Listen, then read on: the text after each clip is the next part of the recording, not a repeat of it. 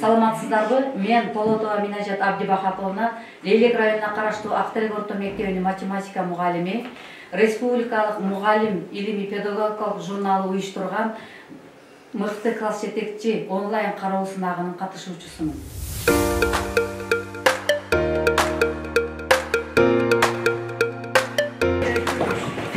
Саламатсыздарбы?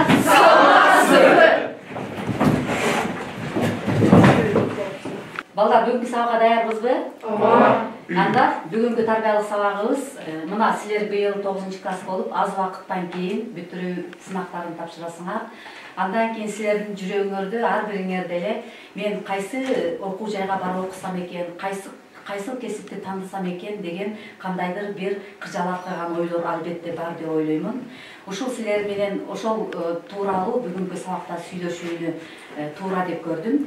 Бүгүнкү сабагыбыздын темасыны кесип жетишкендиктин марасы деп аталат. Анда бүгүнкү сабагыбызды башташ үчүн эң алгач жагымдуу маанай түзүп алсак. Кана балдар, азыр бардыгыбыз жуп менен иштейбиз. Бардыгыңар ар бир жуп бирден бара калсаңар.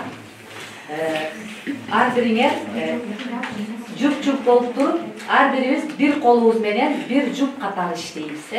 Самолет жасайбыз. Андан кийин ушул самолеттун канаттарыга ар бириңер бири-бириңерге болгон эң жакшы бир каалоо тилектериңерди жазып туруп, ошол каалоо тилектерибиз аткарылсын деп туруп, ошол самолетторубузду учурсак. Кана анда башталды.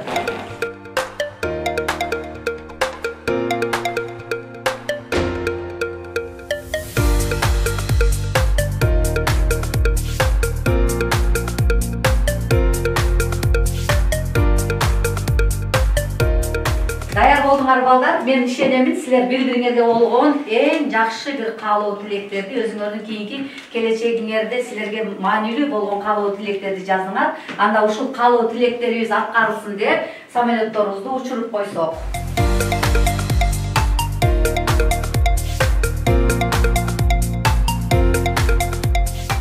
Бүгүнкү сабагыбыздын максаты эмне берет? Окуучулар кесипти тандоонун маанилүүлүгүн түшүнөт, өз кызыкчылыктары жана жөндөмдүүлүктөрүнө жараша туура кесип тандоого багыт алышат.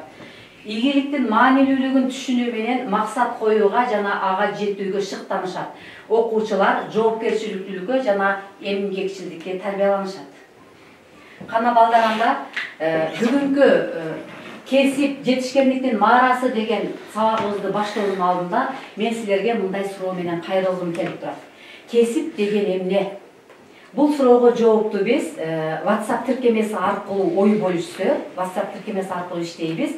Силер ушул WhatsApp тиркемесиге кесип деген эмне, кандай кесиптерди билесиңер, анан өзүңөр алдыда кайсы кесипти тандасам деп турасыңар, ошол боюнча ой бөлүшсөк.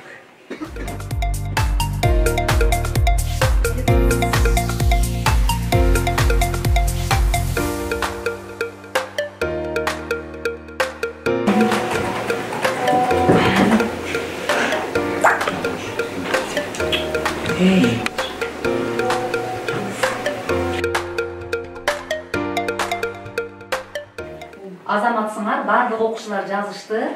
Кана уулман жазыптыр. Бирөкөлөр менен таанышып кетсек, кесип дейт, латынча мен өзүмдүн ишимди жарыялаймын. Адамдын эмгек ишмердүүлүгүнүн бир түрү.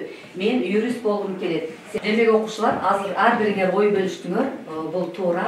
Себеби ар бир адам өзүнүн каалоосу боюнча өзү каалаган кесипти тандайт. Кесипти ар бир адам өзү кабыл алат экен. Демек, кесип бул жөн гана жумуш эмес, бул өз бактыңды жана мүмкүнчүлүктөрүңдү ачкан жол экен.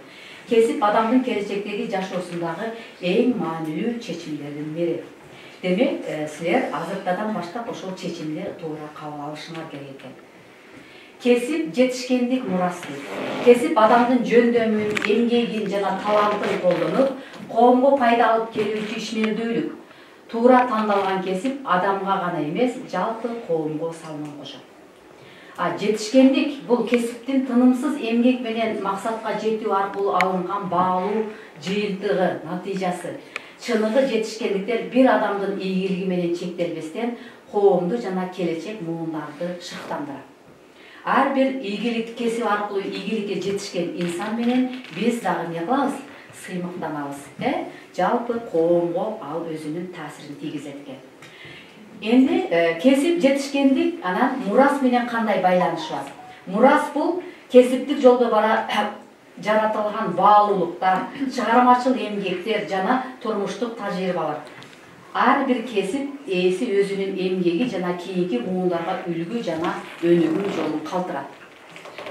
Кесиби менен ийгиликке жетишкен инсандар менен тааныша кетсек, бул жерде кимди көрүп турабыз балдар?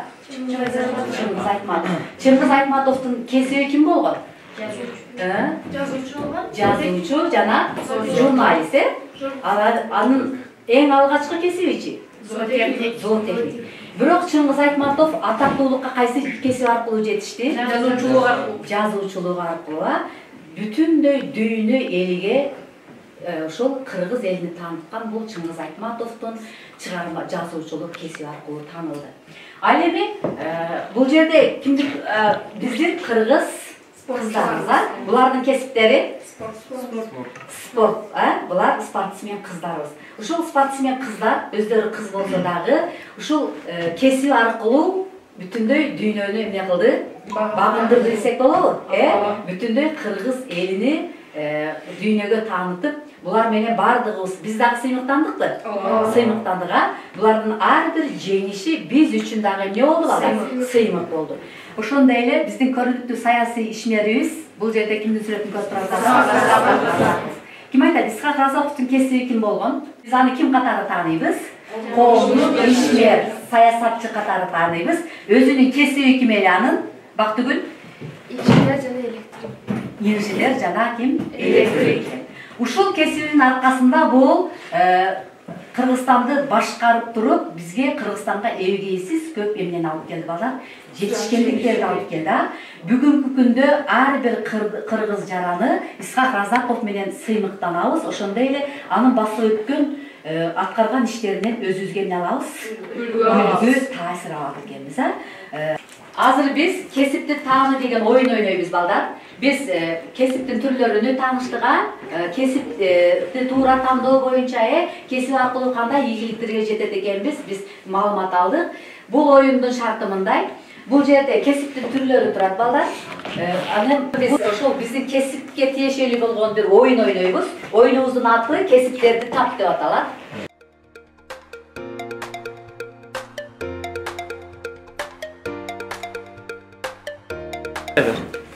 Операция, бул операция дарыгерге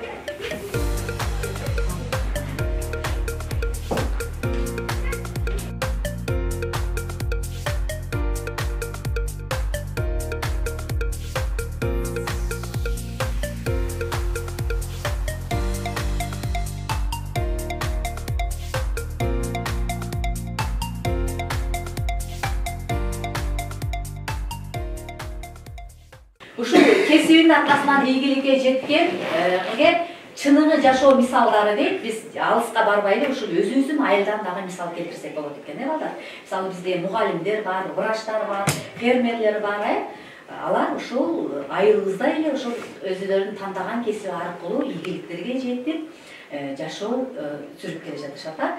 Мугалимдерге кимдерди мисал кылып айта аласыңар балдар? Мен дагы мугалимдерден калам. Кесиптер көп, бирок бардыгы мугалим эмес, бирок мугалим көп, бирок бардыгы ардактуу эмес деген. Бул эң эле ардактуу кесиптердин бири мугалимдик кесиптер. Мен ушул мектептеги бардык эле мугалимдерди мыкты деп айта алам.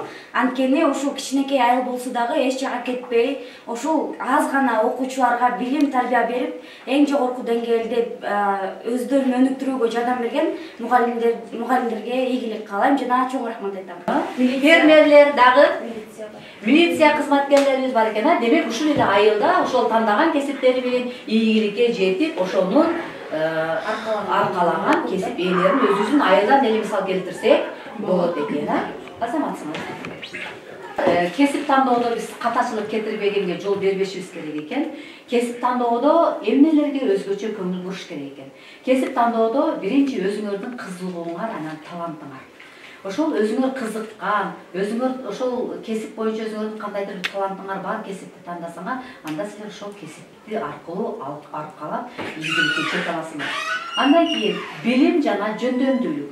сөзсүз түрдө кесипти тандаганда ошол кесип боюнча эмне алыш керек балдар? Билим алыш керек, анан жөндөмдүүлүк болуш керек экен. Ошондо биз кесибибиздин ийгилигине жете алабыз. Ошондой эле кесип тандаганда сөзсүз түрдө биз максат коюшубуз керек экен. Анан ошол максатка жеткенге ар бирибиз аракет кылышыбыз керек экен. Мындай деп айтат го, эгерде дейт сен максатыңа жете албасаң дейт, аны таптакыр эле ал максатыңды таштап койбош керек дейт. Максатка жетүүчү жолду өзгөрт дейт. Көрдүңүзбү? Ошондо гана биз ошол жолубузду өзгөртсөк, ал максатка сөзсүз жете алабыз. Ошондой эле силердин тандаган кесибиңерге коомдук муктаждык дейт. Ошол коомдо канчалык муктаждык көп болсо, анда силер ошол кесибиңердин өзүрүнү көрөсүңөр, ошол аркылуу жашоодо өз ордубузду тапсак болот дейт. Ошондой эле материалдык жактан камсыздоо. Сөзсүз түрдө биз кесипти тандаганда, ошол кесиптин аркасынан биз ал кесип бизди материалдык жактан эмне кылыш керек? Камсыздаш керек экен. Ошондо гана биз ал кесиптин аркалап, ошол тандаган кесибибиз аркылуу ийгиликке жете алабыз. Ошону менен бирге эле балдар, кесип тандоодо биз кандай катачылыктарга жол бербешиңер керек? Кесип тандоодо дейт, башкалардын таасирине берилип дейт, өзүңдүн каалооңду унутуп коюу. Кээде бизге ушундай болот, жок, сен мына кесип жакшы десек, башкалардын дейт, азгырылып дейт, өзүңдүн каалап турган кесибиңден баш тартпаш керек экен. Ошондой эле дейт, убактылуу популярдуулукка карап кесип тандоодон алыс болгула. Азыр ушунун аркасынан эмне кылам мен? Акча тапсам болот, кесипти аркаласам көбүрөөк акча табам деп туруп, өзүбүздүн жеке кызыкчылыгыбызды таштап койсок, анда биз ал кесип бизге түбөлүктүү болбойт. Анан өз кызыкчылыгыңды жана мүмкүнчүлүгүңдү туура баалоо. Демек, бизде кандайдыр бир мүмкүнчүлүктөрүңөр болсо, кызыкчылыгыңар болсо, ошол кесипти силер алкалай алсаңар, ошол кызыкчылыкты сөзсүз эске алышыңар керек экен да. Анан ал кызыкчылыкты четке кагып эле башка бир кесипти тандап алсак, анда биз адашып, ал кесиптин ийгилигине, ал кесип аркылуу ийгилик жарата албашыңар мүмкүн. Ушул айтылып кеткен эрежелерди ар бир эске алганда, туура кесип тандап, туура максатыбызга жетип, жетише алабыз деп ойлойм. Урматтуу келечек ээлери, мен бүгүнкү сабагыбызды жыйынтыктап жатып, силерге эң керектүү бул кесип тандоо, бул келечектеги жашообузду түзүү. Биз ошол жашообузду түзүүдө адашпашыңар керек. Бул жолдо адам өзү үчүн эмес, коом үчүн дагы жоопкерчилик алат. Ар бир адам өзүнүн жөндөмүнө жана кызыгуусуна жараша кесипти туура тандаса, бул жеке бакытка жана ийгиликке жеткирери шексиз. Анда бардыңарга келечекте өзүңөрдүн сүйгөн кесибиңердин ээси болууңарга мен чын дилимден каалап кетем. Силер ар бириңер келечекте мыкты адиссиңер. Жана ошол өзүңөр тандаган кесипке жетиш үчүн бир аз гана аракет жана эмне кылыш керек экен? Жакшы максат болсо, сөзсүз түрдө ийгиликке жете аласыңар. Бардык кесип ардактуу дейт. Эгерде жакшы иштесек, анда кесипти тандоо бул ар бириңердин эркиңер.